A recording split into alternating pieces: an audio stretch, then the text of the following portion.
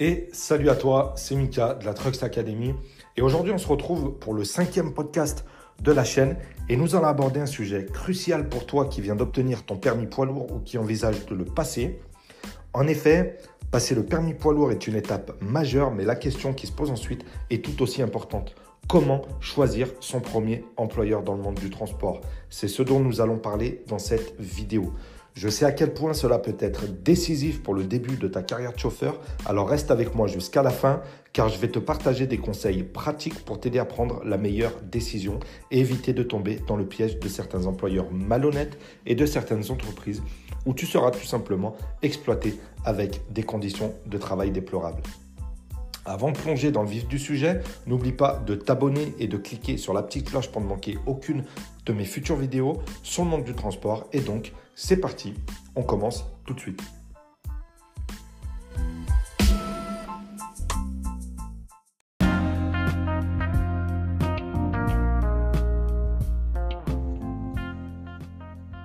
Allez, comme je te le disais, sache que de trouver et surtout de choisir le bon employeur, ça va être primordial pour des questions de salaire bien sûr, mais aussi pour des questions de qualité de vie. Car oui, tu te rendras vite compte que la qualité de vie est très importante pour ton épanouissement professionnel et personnel. Le but pour toi, ça va être de trouver le bon équilibre avec l'argent, le temps que tu passes au travail, tes conditions de travail et ta vie personnelle. Donc, vie de famille, sorties, amis, sport, etc. Ne néglige surtout pas cela, car oui, peut-être qu'à tes débuts, tu seras très satisfait de récolter le fruit de ton travail, mais au bout de quelques mois, si ces conditions que je t'ai citées ne sont pas réunies, alors tu risques très vite de tomber dans une spirale où tu risques d'être mal sur l'un de ces aspects, donc vie personnelle, vie de famille, sorties, amis, etc. Ce sera comme un peu choisir entre ton bras gauche et ton bras droit. Forcément, je te conseille de choisir de garder les deux. Le transport et plus particulièrement le métier de chauffeur poids lourd est en effet souvent très gourmand en temps. Alors si pour toi le métier de chauffeur est une vocation, c'est-à-dire par exemple que pour toi tu vois ton avenir comme étant un chauffeur routier pur et dur et que tu souhaites pourquoi pas rouler à l'international, partir pendant des jours et des jours en étant prêt à dormir dans ton camion, à te doucher parfois dans des stations-service, etc. Tout ça par pure passion. Alors oui, là effectivement pour toi aucun problème. Car dans ce cas, il s'agit de trouver effectivement, il s'agit pour toi d'une vocation et tu vas te régaler. Mais pour la majorité, ce n'est pas le cas. Et il s'agit plutôt pour toi de concilier le salaire, la liberté, l'autonomie, le mouvement et la conduite. Tout ça avec une facilité à trouver rapidement de l'emploi. Car oui, dans le transport, ce n'est pas ce qui manque. Donc premier point que l'on va aborder, ça va être la branche. Et là, ça va dépendre de plusieurs choses. Est-ce que tu préfères travailler de jour ou de nuit, les deux? Est-ce que tu préfères passer plus de temps à rouler, donc à faire beaucoup de kilomètres? Ou est-ce que tu préfères au contraire faire moins de kilomètres, mais rester dans un périmètre proche de chez toi? Et dans ce cas, tu risques forcément de faire plus de clients. Si tu fais 150 km dans la journée comparé à celui qui va en faire 600. Par exemple, en messagerie, donc messagerie, ça va être de la courte distance. Tu vas faire moins de kilomètres, mais tu auras une grosse charge de livraison. Par exemple, jusqu'à 20, 25, voire plus clients par jour. En revanche, si tu fais 600 km jour, dans ce cas, ce sera plus autour de 4-5 clients, par exemple. Et des contraintes au niveau des amplitudes horaires. Car oui, plus tu t'éloigneras du domicile, plus forcément tu passeras de temps au travail et plus tu rencontreras d'imprévus liés à la circulation. Exemple, embouteillage, etc. Dans ce cas, plus difficile de prévoir ton heure de retour. Pour être plus précis possible par rapport à ce que je viens de t'énoncer, je vais te donner 2 exemples concrets tirés de mon expérience personnelle. La première expérience, ça sera de la messagerie de nuit en transport frigo. Petite parenthèse, généralement, il est très fréquent dans le transport frigorifique d'avoir des horaires assez décalés.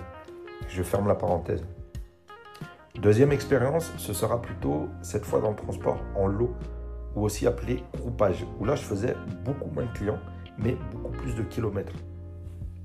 Donc on commence par le transport en messagerie. Alors pour être clair, déjà mes horaires c'était à peu près de 3h du matin jusqu'à environ 10h du matin. Et comme je te le disais, il s'agissait de transport frigorifique et plus particulièrement du pain, de la viennoiserie congelée. Donc j'avais à chaque fois une personne qui m'accompagnait afin de m'aider dans la manutention. Et en gros, je livrais la plupart du temps des points chauds, donc des boulangeries points chauds dans Lyon et dans la périphérie lyonnaise. Et tu vas comprendre pourquoi on était deux. Donc la marchandise, elle était dans ce que l'on appelle des rolls. C'est un peu comme des chariots à roulettes. Et pour chaque client, il fallait descendre un ou plusieurs rolls à l'aide du haillon, prévoir une plaque afin de pouvoir rentrer le roll dans la boulangerie. Et comme il y avait souvent des marches, des trottoirs, forcément la plaque elle était indispensable. Et une fois arrivé chez le client, il fallait décharger toute la marchandise à la main dans leur chambre froide. Donc déjà, quand il est 4h du mat, qu'il fait -10, j'exagère à peine, mais tu vois un peu le truc, ça peut te donner une idée des conditions de travail. On va dire que j'avais une vingtaine de clients, autant dire que j'ai regretté cette expérience sur le coup, d'autant plus que le salaire était dérisoire. Donc voilà, par exemple, une erreur que j'aimerais t'éviter.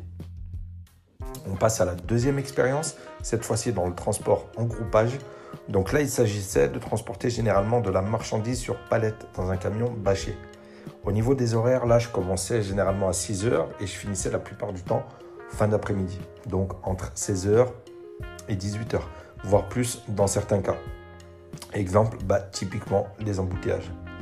En moyenne, j'avais à peu près de 4 à 8 positions jour et je faisais environ de 300 à 600 km par jour. En ce qui concerne les positions, que ce soit livraison ou ramasse, j'avais à peu près 50% de quai et 50% de haillons. Le haillon, c'est ce qui permet à l'arrière du camion de pouvoir descendre la marchandise à l'aide d'une télécommande. Donc généralement, lorsque tu as du quai, tu n'as pratiquement pas de manutention, mais plutôt de l'attente. Et lorsque c'est du haillon, là, il va falloir que tu approches les palettes à l'arrière du camion afin que le cariste puisse les récupérer à l'aide de son chariot. Ou bien, s'il n'y a pas de cariste, alors là, dans ce cas-là, tu vas descendre tes palettes, par exemple, à l'aide d'un transpalette et du haillon. Donc là, ça sera de la manutention, sachant que pour cette expérience-là, j'étais en porteur, donc en permis C. Pour revenir aux horaires de travail dans cette expérience, là, je savais à quelle heure je partais, mais je ne pouvais jamais prévoir mon heure de retour. Et les amplitudes horaires, elles étaient très élevées. Par conséquent, le salaire suivait. Du moins, je gagnais forcément plus en rémunération, puisque au lieu de faire 8 heures par jour, j'en faisais 11, voire 12, voire 1. Mais par contre, forcément, voilà, j'étais très réduit en temps dans ma vie personnelle. Ok ? Donc voilà pour les deux exemples. Tu peux bien voir que selon la branche que tu vas choisir, tu auras des conditions de travail différentes. Donc déjà, premier, il faut que tu arrives à sélectionner ou à te diriger vers une branche qui te correspond. Si ton but, c'est de faire moins de manutention possible, alors dirige-toi plutôt vers du transport en lot et idéalement, passe le permis semi-remorque, le permis EC, car automatiquement, tu feras moins de manutention. Tu feras plus de kilomètres, moins de manutention. Pour moi, selon mon expérience personnelle, si tu n'as que le permis C et que ton souhait, c'est surtout de rouler, de faire de la mise à quai, d'avoir le moins de manutention possible, même si en porteur, tu en auras toujours un petit peu, dans ce cas-là, oriente-toi vers du transport en groupage. Ok ? Donc, renseigne-toi bien avant de postuler. Par contre, on est d'accord que dans ce cas-là, donc du transport en groupage, tu ne vas pas lésiner sur les heures sup. On entend beaucoup, oui, avec des permis poids lourds, même si tu n'as pas de diplôme, tu peux quand même gagner correctement ta vie. Oui, bien sûr. Comparé à certains travails sans diplôme, bien sûr, tu gagneras beaucoup mieux ta vie. Mais tu ne gagneras pas 3 500 € sans empiéter sur ta vie personnelle et sans passer énormément de temps au travail. Je me suis un petit peu éloigné, mais c'est pour que tu comprennes l'importance de faire le bon choix. Ok ? Donc voilà pour le premier point. Tâche de choisir correctement ta branche de transport et donc essaye de faire un petit peu le tour et de te renseigner sur chaque branche. Donc on va aborder le deuxième point, ça va être la bonne entreprise.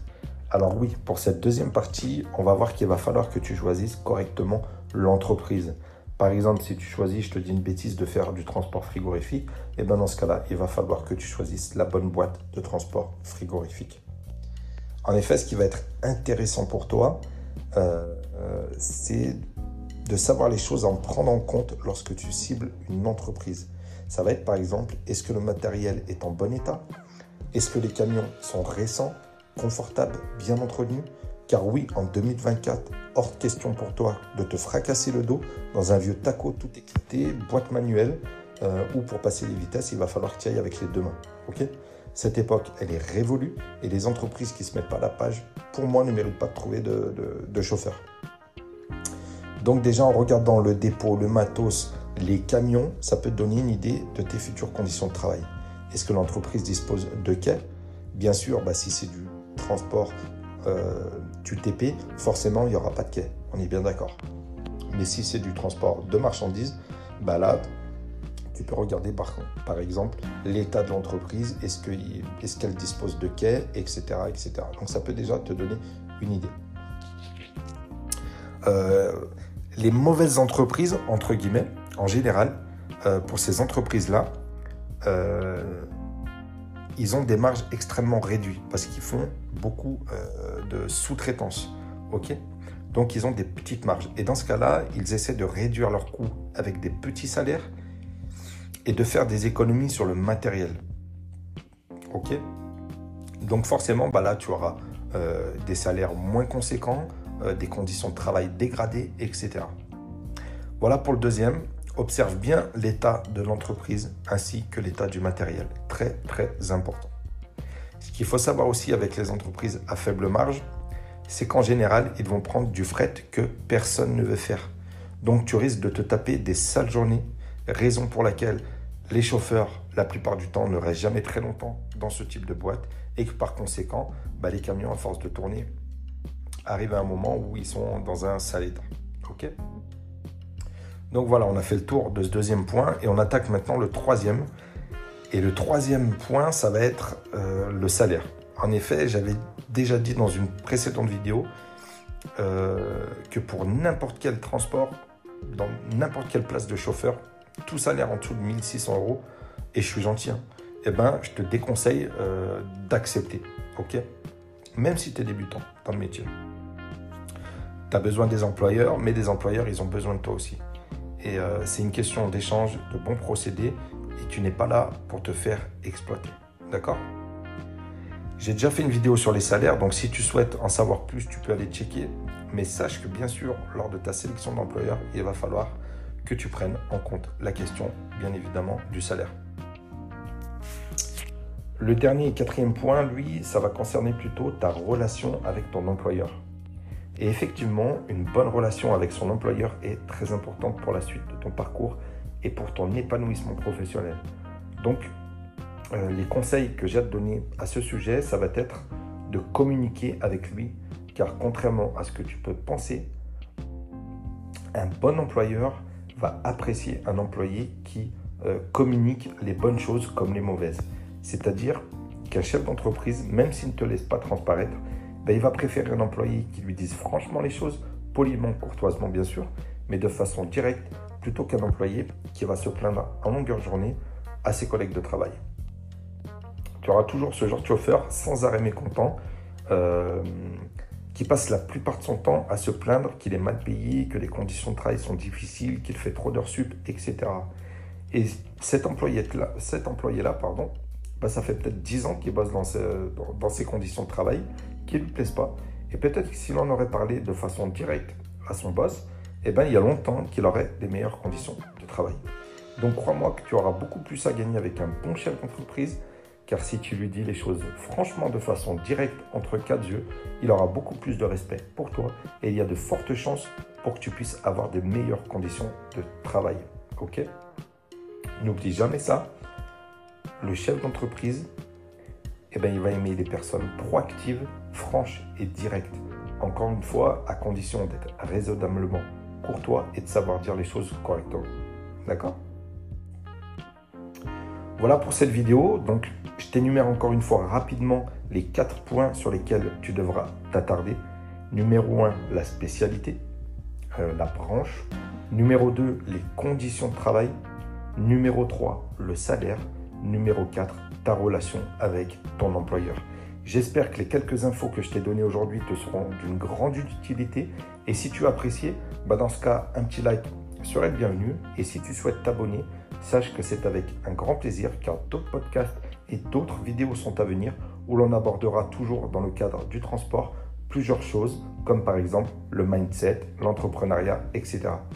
Donc n'hésite pas à me suivre et en attendant, comme à mon habitude, je te souhaite ce qu'il y a de meilleur et je te dis à très bientôt. Ciao, ciao.